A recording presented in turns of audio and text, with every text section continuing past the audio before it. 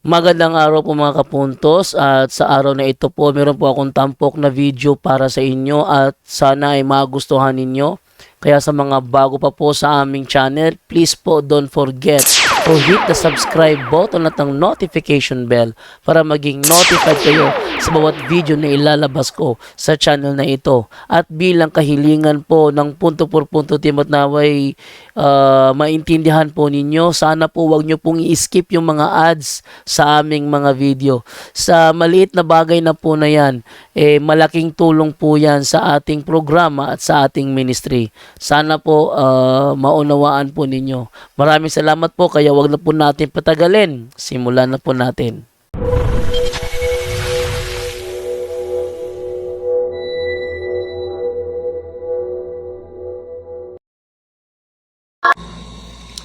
Hello po, maraming salamat po sa inyong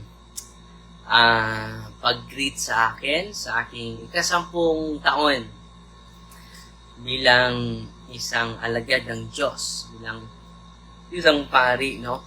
So, nagdidiwang tayo ng misa kanina with Carmelites Sisters. Salamat po sa mga Carmelites ng mga madre, sa inyong dasal para sa atin. At kumusta po kayo? At ang pag-ibig at kapayapaan ni Kristo ay maghari nawa sa ating puso at isipan, mga kapatid. So, ngayon, kumusta po? Kumusta po? Pasensya na kayo na sira yung aklat natin na binibili. No? Meron palang spiritual son si Father Amor. No? So, kumusta po kayo? At so marami tayong nagawa ngayon sa buong araw.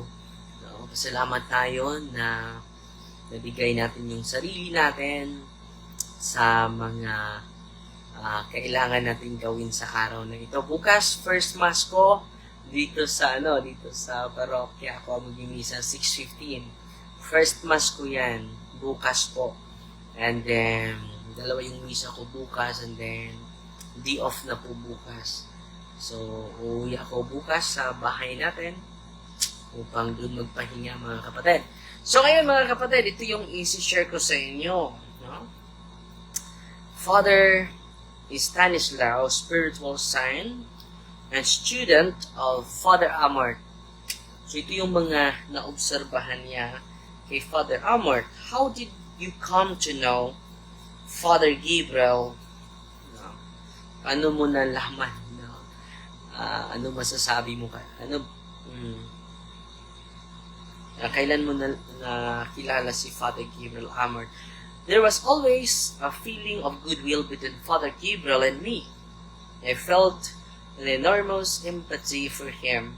For that day, when out of curiosity, went to the Church of Santa Maria Immaculata to understand how the devil could act in the life of each one of us.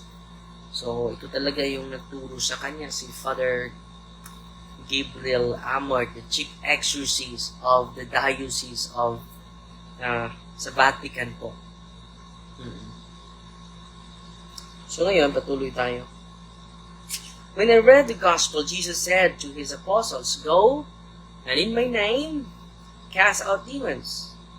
I was very upset and dubious and asked myself, yes, I believe the devil exists, but how can he take possession of a body?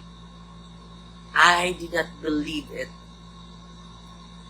And the doubt tormented me. So, naniwala siya sa demonyo, pero yung possession, sasapian ka ng demonyo, hindi na siya naniwala doon. Yan ang kanya sinasabi ngayon. No? Maganda po ito, meron tayong matutunan sa kanyang mga realization. Pari na po siya. Okay? So, yes, I believe that devil exists, but how can he take possession of a body? Paano siya makasapi sa katawan ng tao? Okay? So, doon siya nag-doubt, mga kapatid. So, I decided to get some direct experience. So, ang nangyari, gusto siya na maka-experience talaga, hindi sabi-sabi lang. Direct experience sa mga gawain ni Father Gabriel Amor. A confreer advised me to go to Father Gabriel, urging me to ask for a special blessing. So, punta ka dito, doon ni Father Amor to ask blessing. Okay.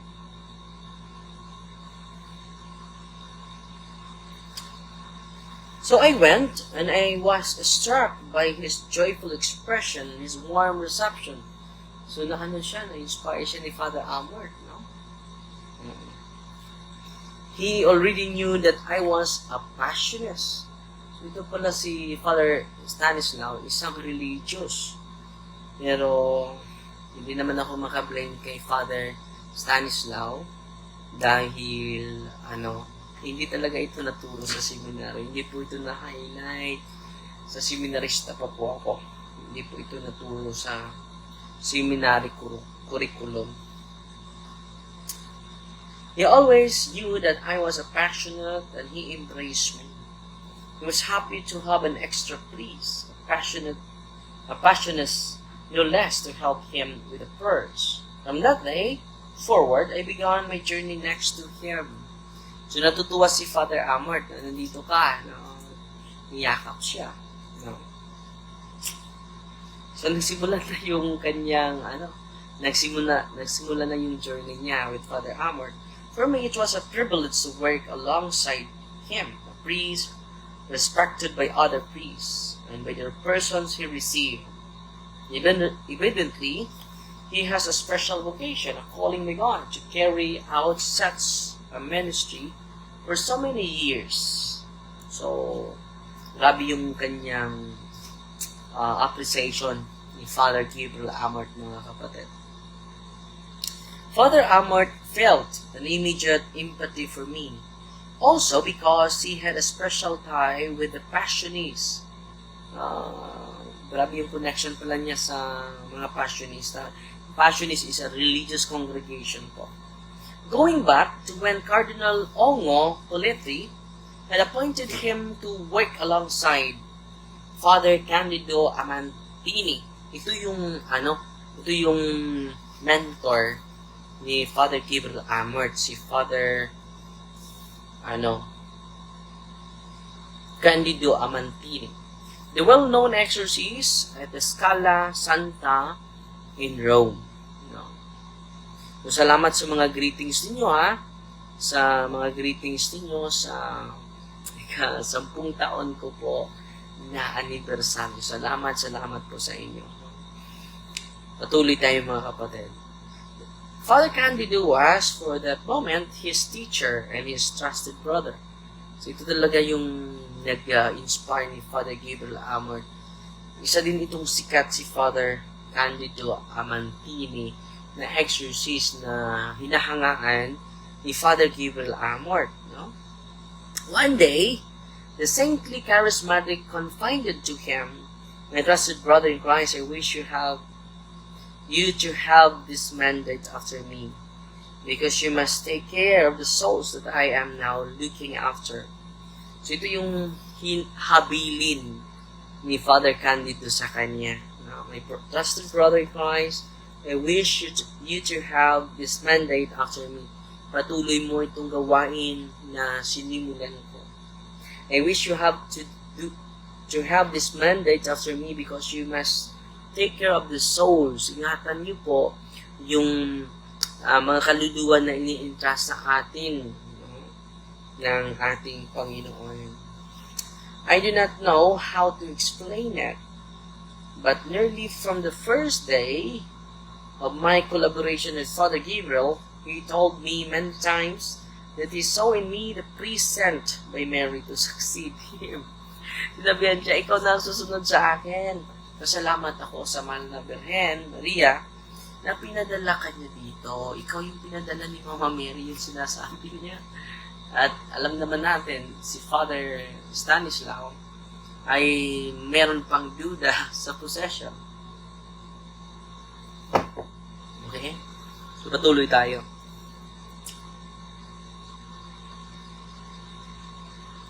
He said to me, I want you to take my place when I am no longer here.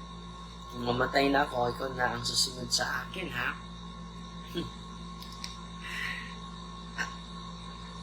For this reason, I tried in every way to obtain an official mandate from the Diocese of Rome. But he was unsuccessful because of my youth. Then, to Cardinal Tarcisio Bertoni, he obtained the right to have me as his collaborator, but nothing more. So when he stopped working, I had to stop also. So, hindi na siya nagpatuloy, mga kapatid. Perhaps someone at the top of the ecclesiastical hierarchy thought that I shared Father Amort's opinion that bishops who do not nominate exorcists are living in mortal sin. In fact, on this, I am in total agreement with him. And he always said it openly without too many scruples. Clearly, his speaking directly made him dangerous to the men of the church who did not believe in the extraordinary action of the devil. Ito yung opinion ni Father Amort. Yung mga obispo pala na hindi nag-appoint, nominate, are living in mortal sin. Grabe ko si Father Amort. No? Yun ang komento niya sa mga obispo na hindi nag-appoint ng mga exorcists. Personal opinion po ito ni Father Amort. No?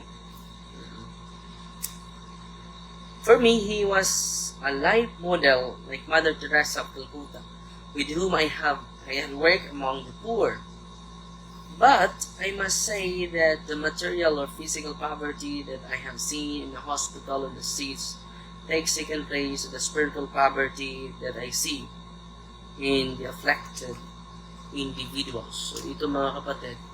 So, mas inspired siya sa ministry ito, sa spiritual warfare. I heard someone say that it is better to have a serious illness than to struck by an evil spell, because you cannot confront an illness with cures and speak of it openly. But with a spiritual illness, which is a mystery, you cannot speak of it, or you risk being taken for a crazy person. We know that the devil is the prince of lawyers, therefore understanding something about him is difficult. So yun po yung pagkilala niya kay Father Amort. So isa sa mga naka-inspire niya. Siya po is spiritual son and student of Father Amort. So yun lang sa yung isi-share ko sa inyo, ha. Maraming salamat po. At sarap na matulog po sa mga panahon ito. Ang sarap na matulog. Salamat po sa inyong greetings, ha. At ang Diyos na po magsukli sa mga kabutihan ninyo. So pasalamat po ako kay Sheila Love, di pala na 200 stars, si Ami Nakuba na Elga, 100 stars, si Gina Ibarra, 100 stars, and si Gina Apata Linuco, 50 stars. So, pasensya na po kayo, hindi po tayo nakapag-live. So, hindi ko alam kung nakapag-live ako kanina. No? Parang nakapag-live ako kanina. So, si Ridulusa Luce Maria Dicel, happy sacerdotal anniversary po, Father. Salamat po, maraming salamat po. Si Abner Zeus, no? Nanood sa atin, si Victoria, si Bogero, Ricamora, sa Cebu City po, si Divina Edrena, nanood sa atin, si Rillian Makatub, no? Si GR Detect Father, si Russell Sumailo, no? Nanood sa atin ngayon, si Yanyan Aparichier. Hello Father, good evening. Amping always keep safe. God bless you more. So, maraming salamat po. At yan po yung mensahe ni Father Gabriel Amort. Mabigat po yung mensahe niya sa mga obispo na hindi nag-nominate ng exorcist. So, Fighty Maria and the Tax FT with a humble part. Good night po. At be grateful always. Gratefulness, excitement, And then increase your confidence, increase your self-esteem, and be decisive. The 5-second rule po. Yan ang po yung kailangan po natin mga kapatid, no? Na gawin. Okay? So, yan lang sa muna. In the name of the Father, and of the Son, and of the Holy Spirit. Amen. Our Father, who art in heaven, hallowed be the name, the kingdom come, the will be done on earth as it is in heaven. Give us this day daily bread, forgive us our trespasses, as we forgive those who trespass against us. And lead us not into temptation, but deliver us from evil. Amen. God bless po. At huwag kayong matutulog without praying the Holy Rosary, ha? Mama Mary is with us always. So, walang rason na hindi tayo, walang rason na mawalan tayo ng pag-asa araw-araw po. Fighting Maria, that's it. Hindi